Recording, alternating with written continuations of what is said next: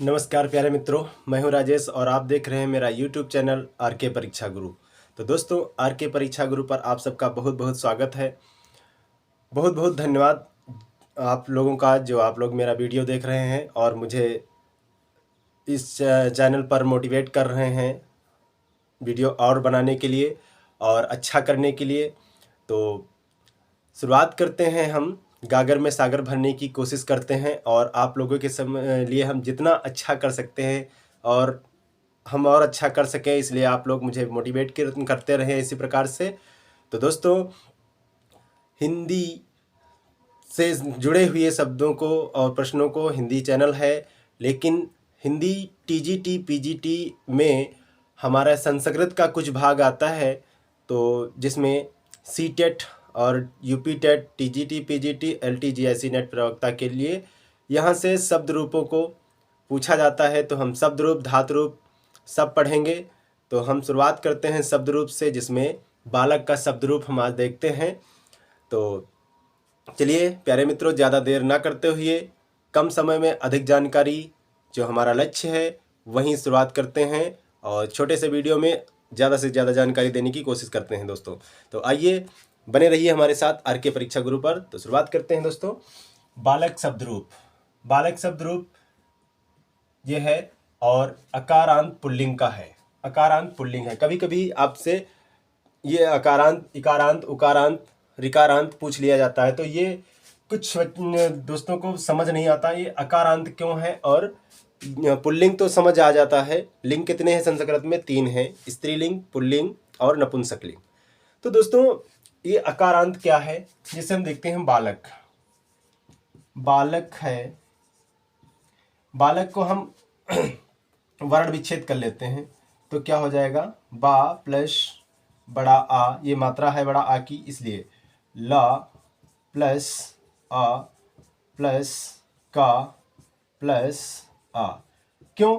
क्योंकि ये जो व्यंजन है, व्यंजन अपने आप में सार्थक नहीं होते हैं, किसी न किसी स्वर की सहायता लेकर के बोले जाते हैं। इसलिए इसमें बड़ा आ की विद्यमान है और इसमें आ छोटा आ, इसमें भी छोटा आ। ठीक है। तो दोस्तों, हम यहाँ देखते हैं ये, तो कारांत तो सब में आता है। कारांत, ये कारांत सब में लिखा होता है। तो इसमें हमको क्या करना है? लास्ट वाले अक्षर को देखना है, आखिरी अंतिम अक्षर को देखना है दोस्तों। तो इसमें कौन सा अक्षर है? क। जो ध्वनि हमारी उच्चारण तो बोलने में बालक क आ जाता है, यानी आ आता है उच्चारण में लास्ट में। तो आ को हम यहाँ से उठा करके यहाँ लिख देंगे, तो ये क्या बन जाता है? अकारांत बन जाता है। ठीक है। इसी प्रकार से राम शब्द है। ऐसे शब्द जितने भी हैं, चाहे जिसके हों, इस प्रकार के शब्द जितने हैं, चाहे किसी का नाम हो, वो सब अकारांत में ही आएंगे। ठीक है। तो देखते हैं बालक शब्द को। इसमें वचन कितने होते हैं? 3। संस्कृत में 3 वचन होते हैं, हिंदी में 2 वचन होते हैं। विभक्तियां होती हैं 7 और 8वीं होती हैं संबोधन। लेकिन 7 विभक्तियां महत्वपूर्ण हैं, इनको हम देख लेते हैं। हम आज पढ़ेंगे सभी को। तो प्रथमा विभक्ति में बालक का रूप बनता है बालकः, बालको, बालकाः। द्वितीया विभक्ति बालकम, बालको, बालकान। तृतीया विभक्ति बालकेन, बालकाभ्याम, बालकये। चतुर्थी विभक्ति बालकाय, बालकाभ्याम, बालकेभ्यः। पंचमी बालकात्, बालकाभ्याम, बालकेभ्यः। षष्ठी बालकस्य, बालकयो, बालकानां। सप्तमी बालके, बालकयो, बालकेषु। संबोधन हे बालक, हे बालको, हे बालका। तो दोस्तों, एक बार हम इसको गा करके पढ़ते हैं कि कैसे नहीं याद होता है। ऐसा कैसे नहीं, आप लोग भी बोलिए मेरे साथ। देखिए, प्रथमा विभक्ति में और एक वचन, 2 वचन, बहुवचन में। ठीक है। तो प्रथमा विभक्ति में बोलेंगे बालकाः, बालको, बालकाः। बोलिए बालकाः, बालको, बालकाः। द्वितीया बालकम, बालको, बालकान, बालकम, बालको, बालकान। तृतीया बालकेन, बालकाभ्याम, बालकये। चतुर्थी बालकाय, बालकाभ्याम, बालकेभ्यः। बालकाय, बालकाभ्याम, बालकेभ्यः। पंचमी बालकात्, बालकाभ्याम, बालकेभ्यः। पंचमी बालकात्, बालकाभ्याम, बालकेभ्यः। षष्ठी बालकस्य, बालकयो, बालकानां। षष्ठी बालकस्य बालकयो बालकानां, सप्तमी बालके बालकयो बालकेषु, संबोधन हे बालक हे बालको हे बालकाः, सप्तमोधन में हे बालक हे बालको हे बालकाः। ऐसे एक बार फिर से पढ़ लेते हैं इसको हम। बालकाः बालको बालकाः बालकं बालको बालकान् बालकेन बालकाभ्यां बालकाय बालकाय बालकाभ्यां बालकेभ्यः बालकात् बालकाभ्यां बालकेभ्यः बालकस्य बालकयो बालकानां बालके बालकयो बालकेश हे बालक हे बालको हे बालका। कितना आसान है दोस्तों। तो आप लोग 2-3 बार सुनिए और याद कीजिए, इस वीडियो को सुन लीजिए, देख लीजिए और याद कर लीजिए। इस प्रकार से एक और शब्द रूप है राम का, इसको भी हम देख लेते हैं।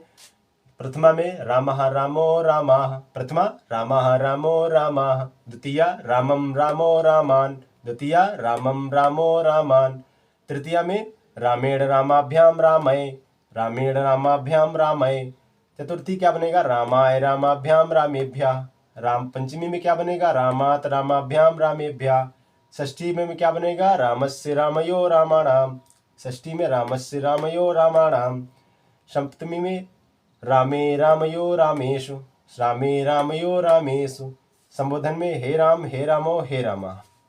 इस प्रकार से बनते हैं। दोस्तों आपसे पूछा जाता है कि बालक शब्द का षष्ठी विभक्ति एक वचन में क्या बनता है, तो दोस्तों क्या बनेगा बालकस्य। क्या बनेगा षष्ठी विभक्ति एक वचन में क्या बनेगा मित्रों बालकस्य बनेगा। ऐसे प्रकार से पूछ लिया जाता है तृतीया का बहुवचन अधिक पूछा जाता है तो क्या बनेगा बालकाय बनेगा। देखिए यहाँ पर बालकाय क्यों बनेगा, क्योंकि अकारांत के जितने भी शब्द आएंगे, जितने भी शब्द रूप होंगे उसमें सब में ये दोस्तों जो है बालकाय बनेगा, बालकाय ही बनेगा, क्योंकि यहाँ पर पुल्लिंग से बोध कराता है तो बालकाय बनेगा। अधिकांश पूछा जाने वाला ये शब्द है। और सप्तमी षष्ठी का दो वचन बालकयो, यहाँ पर हम ओ की मात्रा को ध्यान में रखेंगे और विसर्ग के साथ, ठीक है। द्वितीया और प्रथमा और द्वितीया का दो वचन जो है, यानी दो वचन इसमें देखेंगे बालको बालको। फिर आपसे पूछा जाता है आप लोगों से कि बालकेन किस में बनता है और बालकाय। यहाँ पर कन्फ्यूज़न रहता है दोस्तों, बहुत लोग हमारे मित्र जो हैं यहाँ पर भूल जाते हैं इसको। तो बालकाय या चतुर्थी विभक्ति किसी अन्य के लिए होता है संप्रदान कारक। यहाँ पर कौन सा कारक होता है संप्रदान, और तृतीया विभक्ति में कर्ण कारक होता है। तो इसलिए यहाँ पर कर्ण, जब हम कर्ण लिखते हैं, एक मिनट यहाँ पर हम देख लेते हैं। जब हम कर्ण लिखते हैं मित्रों तो कर्ण यहाँ पर अड़ा आता है। अड़ा जो आता है ये इसको हम ना भी व्यक्त कर सकते हैं, तो इसलिए आता है, इसको हम याद कर लेंगे। फिर चतुर्थी में संप्रदान आता है, चतुर्थी में संप्रदान आता है, संप्रदान में या का उच्चारण होता है। पंचमी में ता, ये भी पूछा जाता है ता कहाँ से क्या होता है कि जब कोई अलगाव होता है वहाँ पर हम ता का प्रयोग करते हैं, ठीक है। तो आगे हम जब अनुवाद पढ़ेंगे तो उसमें हम आपको और अच्छे से बताते रहेंगे।